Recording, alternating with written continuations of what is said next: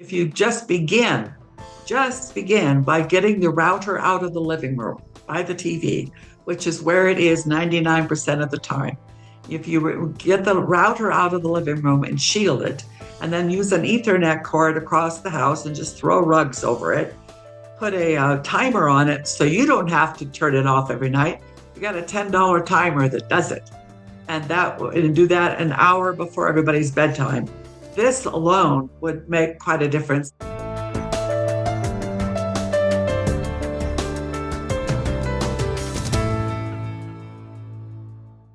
All right. Thank you so much for joining us on another awesome episode of Bioenergetics Beat. I'm Heather Gray, a functional diagnostic nutrition practitioner and a certified bioenergetic practitioner. And today is brought to you by Nikki. Unleash the wellness within. It's a non-invasive, easily affordable, and highly effective approach to optimize wellness. It's a wearable device that puts frequency, better-based life in your hands and on your wrist. Make sure to stick to the very end because, as usual, we have a wonderful giveaway you're not going to want to miss out on. But you're also not going to want to miss out on one word that my next guest has to say. Miss Beverly Jensen, PhD, we're going to be talking about wearable devices and how they affect your health. Because not all wearable devices are created equally, and I'm glad that we're going to be jumping into this topic because I have a feeling which direction she's going to go, which is amazing because it's the same thing I say all the time. But without further ado, let's welcome Beverly to the show. Thank you. Nice to be here. Thank you. Awesome. So you're in Mexico too. What part of Mexico are you in? Guanajuato. Guanajuato. How long We're, have we're you been not there? having, I've been in Mexico about 6 years. Okay. Yeah, as we're Yeah, but not, recording this, this was just 4 days after everything that happened in Puerto Vallarta and Guadalajara. And so we were kind of just discussing that a little bit before we got started. Um, But I want to know a little bit about your backstory, like why are you talking about wearable devices and tech and your health? A lot of times there's a pain to purpose type story that comes along with these kind of alternative talks. So I'm just curious if that was you or it was a family member or, what got you started in this line of work? um, I have, I come from a family that only used natural healing and treatments and remedies. So it was sort of a given from the get-go. In the 60s, in the 1960s, my dad was developing satellite communication technology for the U.S. Army Signal Corps. We spent all of the decade in Okinawa while he was doing this, and he warned me every time I wanted to go into his workshop, where his tools were a Geiger counter and an oscilloscope, which was measuring radiation. Every time I wanted to go in, he would say, if a device sends radio signals and receives radio signals, it's dangerous. Stay back and keep it off. So I learned that very young. I remembered it when I bought the family's first cell phone for my 19-year-old daughter who was commuting on the Washington, D.C. Beltway. I did not remember it 20 years later when I'm sitting next to a router many hours of the day, 6 days a week. And became sensitive to this radiation. I mean, there should be a sticker on the routers that say, put this in the least used room and shield it. In one case, I took one way to shield a router, and the easiest, cheapest way to do it is to wrap it up with aluminum screening material, the same material that we buy in rolls to replace screen doors or screens on the windows. That is easy to manage, costs $10 a roll, and wrap that around your router 2 or 3 times, staple the sides of it, leave the back open to get the Ethernet cords into it. And I have reduced, and I've measured this, reduced the radiation on routers by 97% by doing that. And there was still enough, there was still enough Wi-Fi in the upstairs unit to run computers and cell phones. But I was no longer wrapping myself up in shielding capes and hats to survive upstairs. Absolutely. So how So, did you find out that you were sensitive? well, after sitting there for 3 months by the 6 feet from a router, and that was in Mexico. So let me tell you, the routers in Mexico are a fraction of the amount of radiation in the US routers. I mean, it wouldn't have taken 3 months for me to run away if this had been not in Mexico. But from Mexico, I went to Washington D.C., which is where another daughter lives, and it was April, warm weather. I've got bare arms, and I'm walking down the street. Now, in cities, the cell towers are hidden in architecture. So you don't get to see them so much in the cities. I'm walking down the street and my arms begin to itch and then they begin to burn. And the next block, there is like my skin is crawling. Now, that's classic symptoms of non ionizing radiation. So that's when I said, okay, I've got the case. And yeah, I had not been to DC for 5 years. And between 2014 and 2019, the city was just smothered with radiation. In fact, somebody took a photograph using some sort of technology, and you could see layers of the radiation on the Washington, where the green space where the Washington Monument is. That picture did not stay up on the internet very long at all, but but it was frightful. So that was when you Uh, were walking through DC, but you said at home, sitting next to the router, how did you find out you were sensitive to it? Like, how did you figure that out? What kind of symptoms did you have? when I was there, sitting by the router, I did not know what was going on. It was only when I left and then got exposed to the cell towers that I understood what had happened there at the router. Gotcha. So then Yeah, you were able to put two and two together. yeah.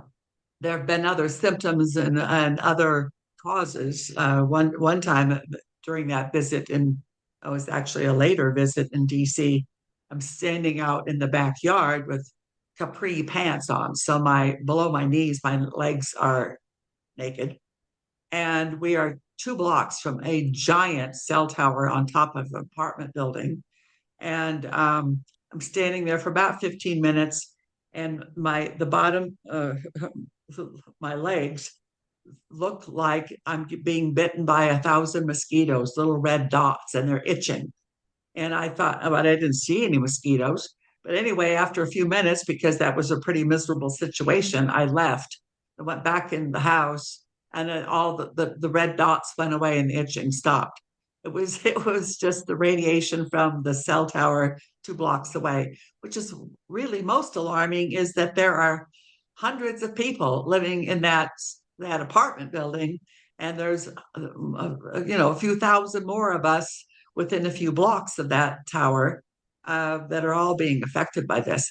I mean, it gets down to we are electrical beings. I mean, everything in our body is directed by electrical impulses from the heart or the brain. And these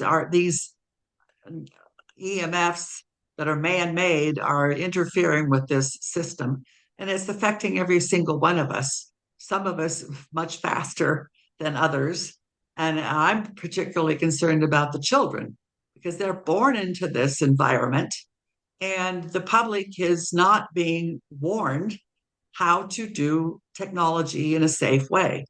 And we can be using most of these devices safely, but we need to recognize how to do that. That's my mission. Absolutely, absolutely. Actually, that's a great spot. We're going to pause real quick here for a commercial.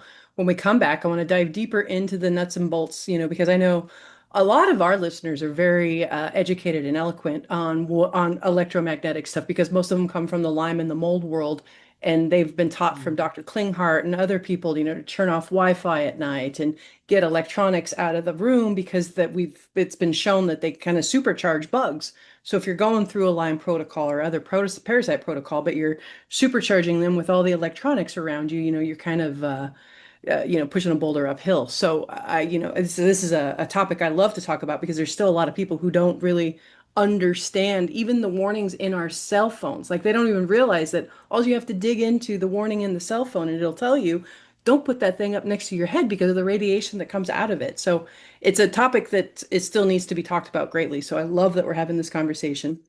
Don't go anywhere. Stay tuned. We'll be right back. Nikki Wellness Technology, delivering frequency enhanced health. It looks like a little watch, but it's actually a frequency device. It's bioenergetic, so it has this little frequency light situation that goes into your arm. This is my Nikki. It is a bioenergetic wearable that works by emitting a specific frequency carried by a red light, as you can see on the back.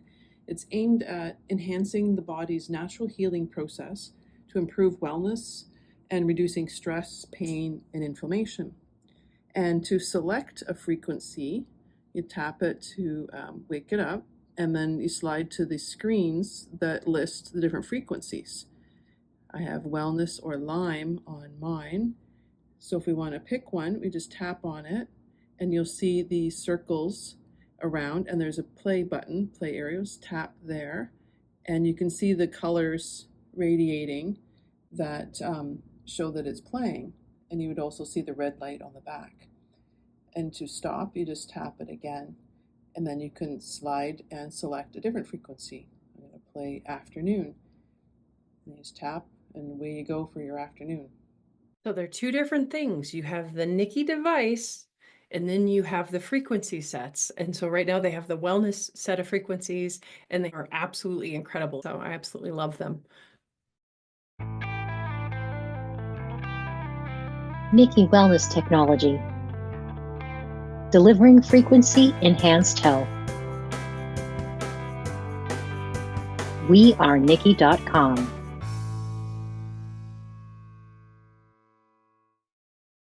Fantastic. Welcome back. So I know, are some of you guys, is this the first time you're kind of hearing this type of stuff? You know, for me, like I said, with my Lyme journey, I heard about it years ago with Klinghardt, and even he goes as far as to like shutting the electricity off to your room at night so that your body can get fully, discharged from being bombarded all the time with all these electronic signals. And I know that's when Nikki made their device that was very important to them, that you would be able to shut off the Wi-Fi ability to it. So that way it's not, contributing to things like Apple Watches and other things that people think are healthy for them, but they're really disrupting our electromagnetic body. So tell us a little bit more about your mission and what you have found. And, that was lovely that you started off the show with a 10-minute, fix with the router. Like, that's great. That's awesome tips for our listeners. But yeah, so tell us more. My concern is mainly the kids, the children who are born into this environment. And there's a scientist at Kaiser Permanente in Oakland who's done years of research on the effects on the fetus. And I see pictures of, pregnant women balancing their laptop on their abdomen. I mean, it's horrific. Or holding the baby in one arm and on the phone in the other. And then I see the grandparent carrying the baby in the backpack, the front pack actually, and they're holding the phone away from their head, but it's right next to the child's head. I mean, we go back to dad's warning. If a device sends radio signals and receives radio signals, it's radioactive, it's dangerous. And if we understand that elementary rule, we're not going to ever put this near our head. Do not wear it in your breast pocket, men. It affects the heart. Do not put it in your bra, women, because you'll get a cancer tumor. You can get a cancer tumor the same shape as the cell phone. It's been and I have this fantasy of having a wall of photos of butts, the women's butts with the cell phones in the pockets. It's ubiquitous everywhere. That cooks the ovaries. And also, the same for men in the front pocket. There's over 200 studies on the men. My boyfriend drives with it study. on his lap, and I'm like, stop radiating your balls. Like, stop, get it off your body. Yeah. Anyway, yeah, if we understood that if a device sends radio signals and receives radio signals, it's radioactive and it's harming us. And the number of cases of colorectal cancer is just soaring. Anyway, the children, the scientists in Oakland, the riskiest times for the children, or the fetus, the newborn, is the last trimester and the first weeks of life.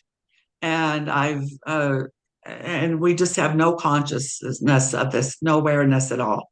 I went to a party once. The baby had come back from the hospital, and there's 30 people with their cell phones all aimed at this child, 4 or 5 feet away.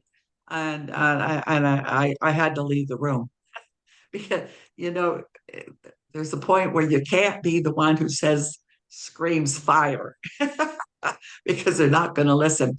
But actually, everybody should know that you can take photographs and look at them on airplane mode. You don't need to have it on.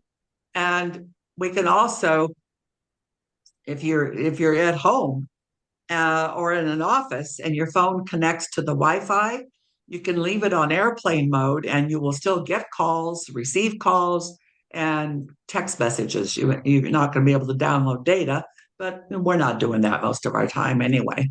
So you could reduce that radiation level by 95%.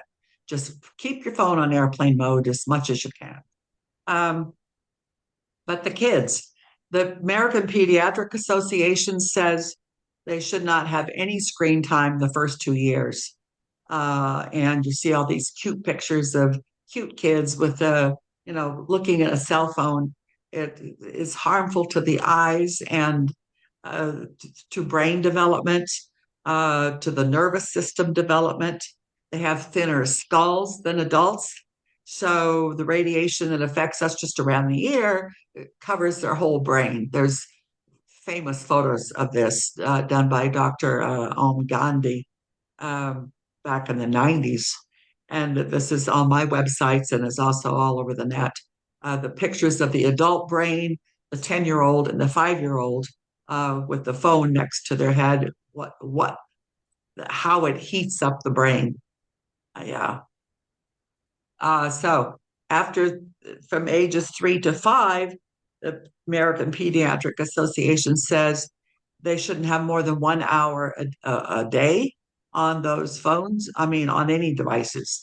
And an adult should sit with them to interpret what they're seeing, because they don't really understand what they're seeing at those ages. So anyway, those are limitations.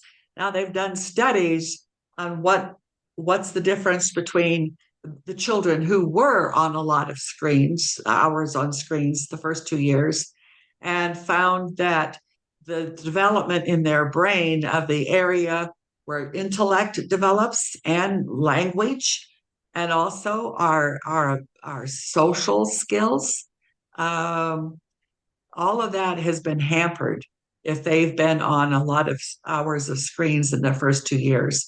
Between 4 and 6, this is a noticeable difference. The studies have found. A lot of this, Dr. Kleinhardt has also found too.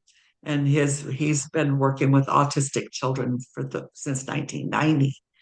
And the difference in being able to recover or not from autism is so dramatic that it's a 180-degree difference. He no longer will even take patients whose parents refuse to completely get rid of the EMF in the house. Because if they get rid of it, the child recovers. And if they don't, the child does not recover.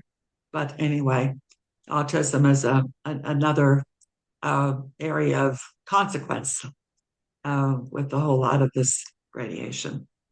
It's so crazy because it's just scratching right below the surface, right? Like, I mean, it's not hidden information out there, but it's just not information that a lot of people think about, like our nervous system and our electrical beings, that what electrical beings that we are, and just slapping these devices, uh, Fitbits and Apple Watches and the cell phones and everything else. And it's just like, of course, oh, I can't sleep and I don't understand. And I've got pain in my wrist. Is that the same wrist you have your watch on? Like, it's just so funny how we don't correlate these things that are kind of right there in front of our face.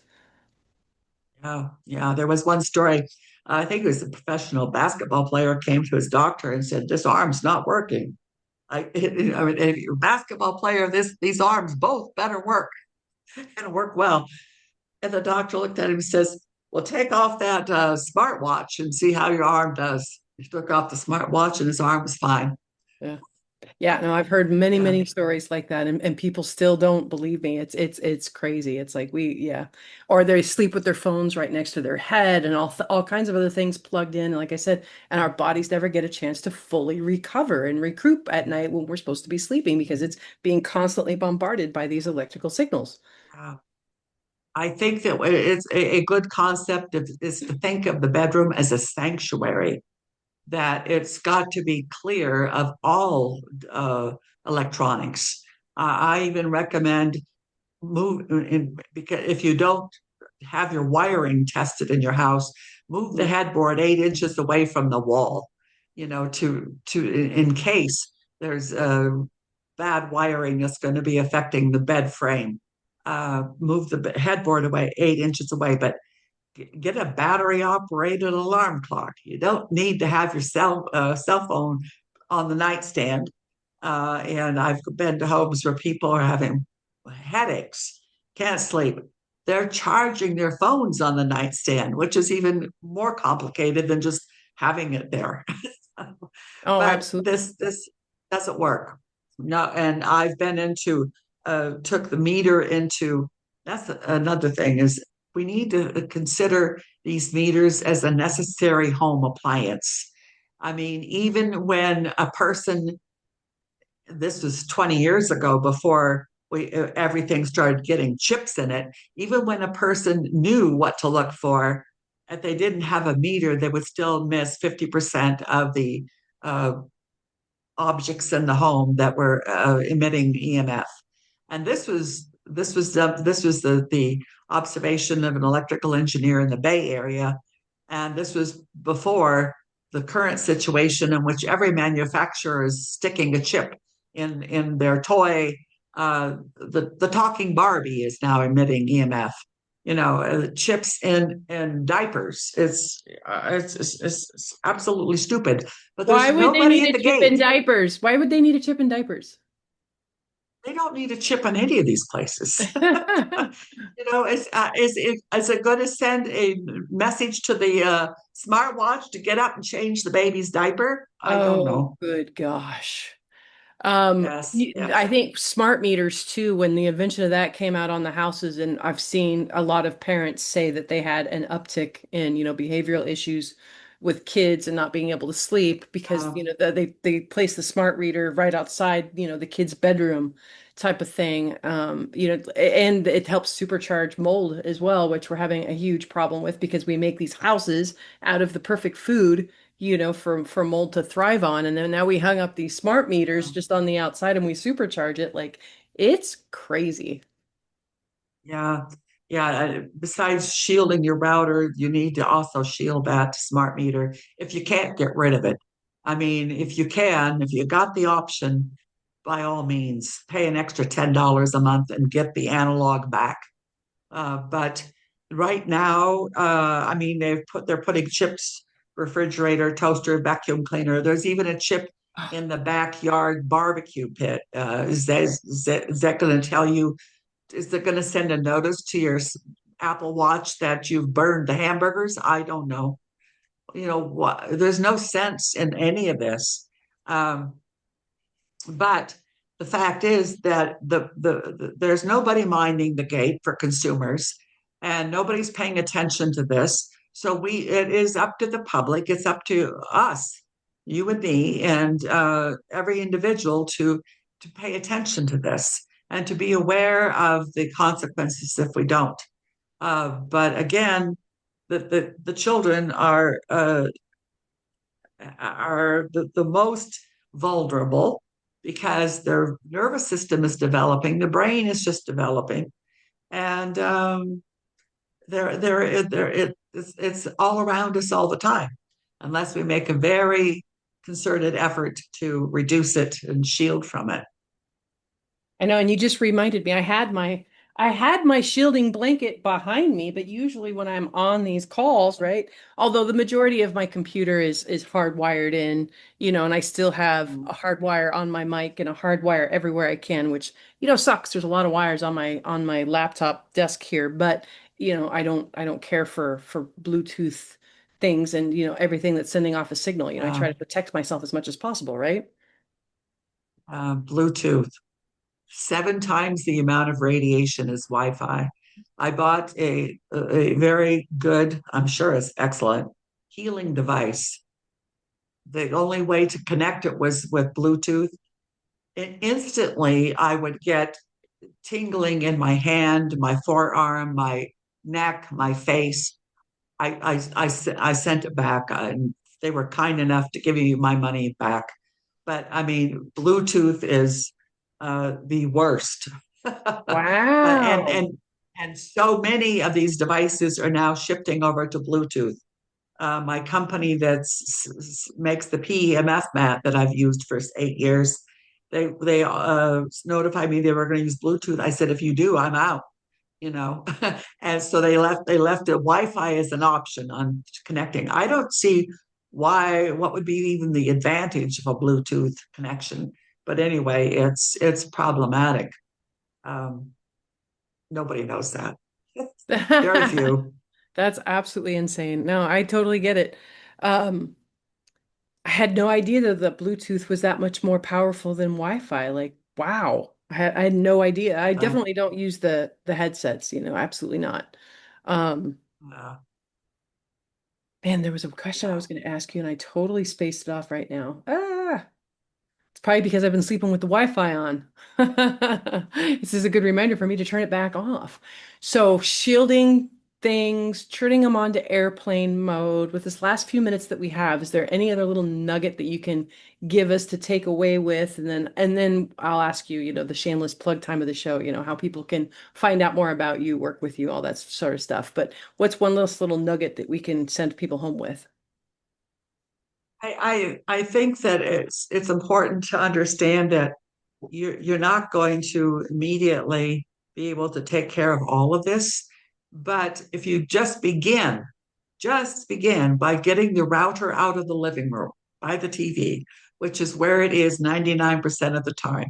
If you get the router out of the living room and shield it, and then use an Ethernet cord across the house and just throw rugs over it. If you own the building, own the structure, you should look into hardwiring the whole house.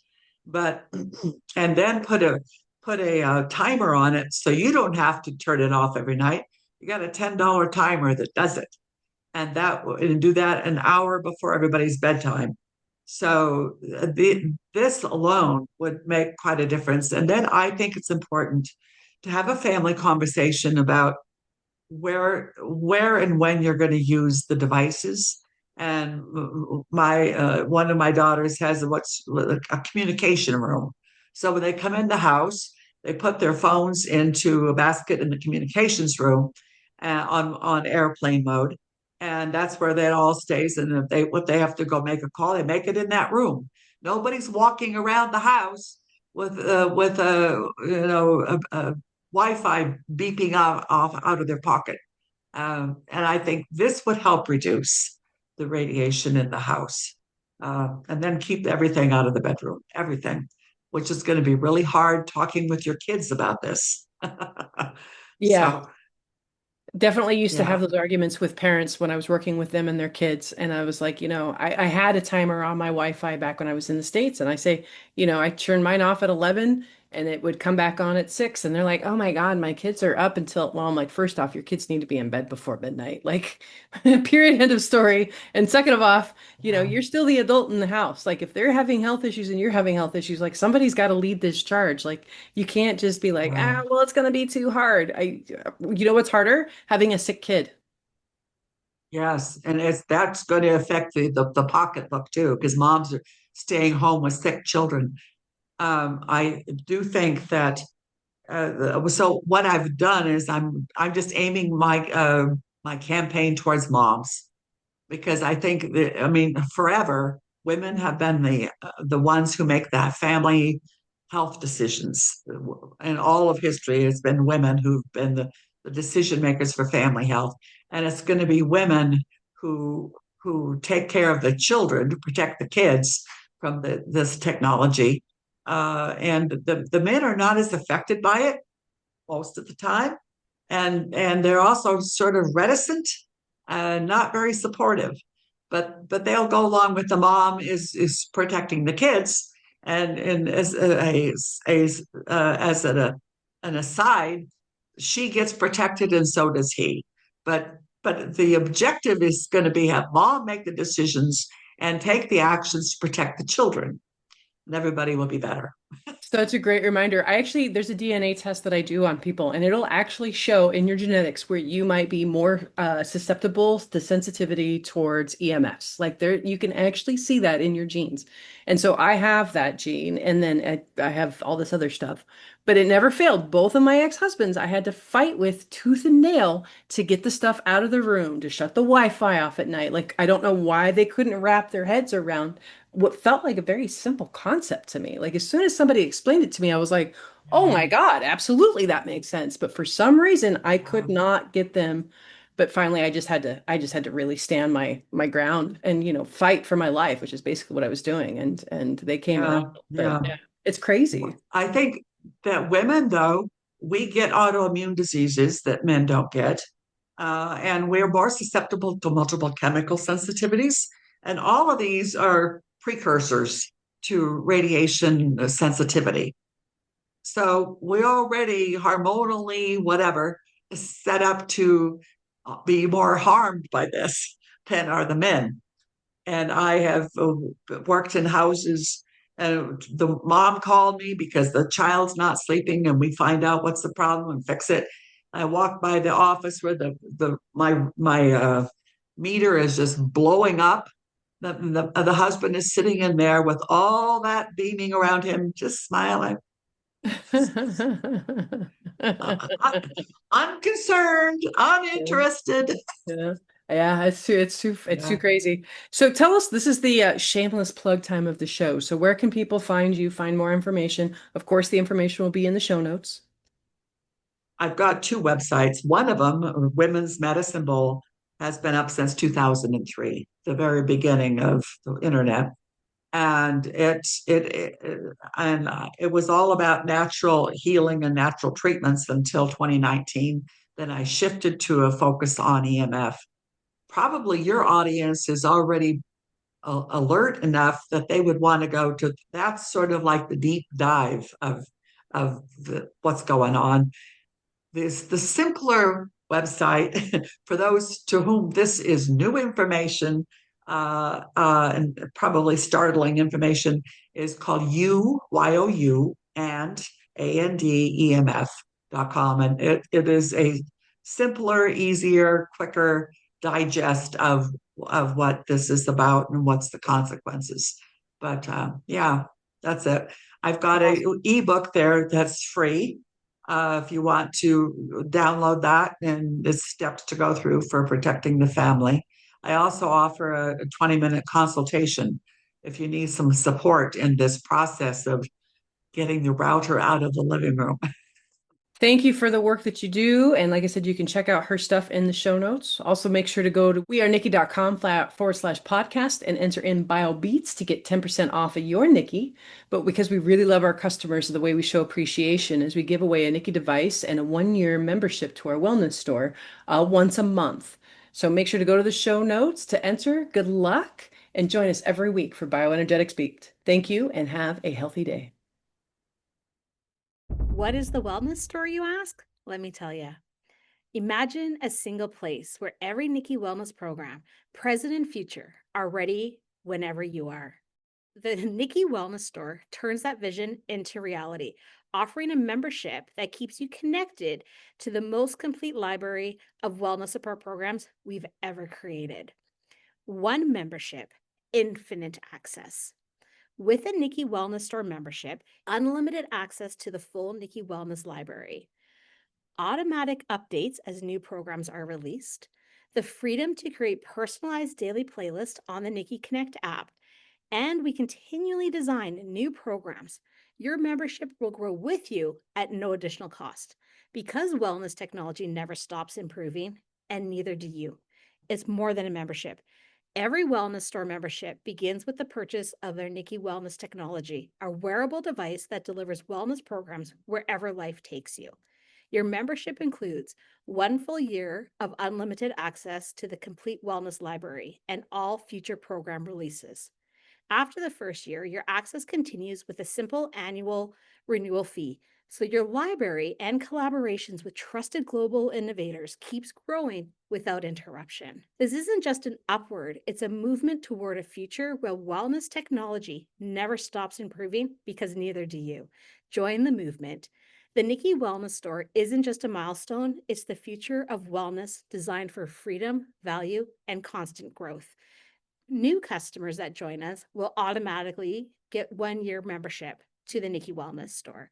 Current customers that have already owned a Nikki, you will be grandfathered in and given a 2-year membership. And that's a thank you for walking with us for all this time. There's a new word for wellness, Nikki. Nikki is your personal wellness companion, a sleek wearable device that lets you choose from a variety of programs to match your day. With a simple tap on the Nikki screen, you can explore wellness programs created for different moments and lifestyle. Need a lift? Select energy. Looking to unwind? Tap stress and anxiety. Want to feel more at ease? Choose pain. Heading out on a trip? Try travel to help you feel ready for new adventures. From busy mornings to quiet evenings, Nikki puts a variety of wellness experiences right at your fingertips and on your wrist. Life moves fast. Nikki moves with you. It's a portable way to bring wellness technology into your everyday routine, wherever life takes you. Your day, your choice, your wellness program.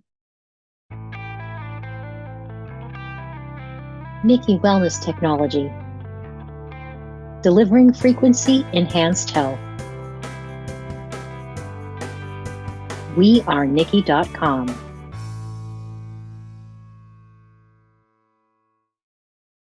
The views, information, and opinions expressed in this content are solely those of the individuals involved and do not necessarily represent those of Freemedica. Freemedica Technologies, Inc. and its employees are not responsible, nor verifies accuracy any of the information contained in the following content. The primary purpose of this content is to educate and inform. This content does not constitute medical or other professional advice or services.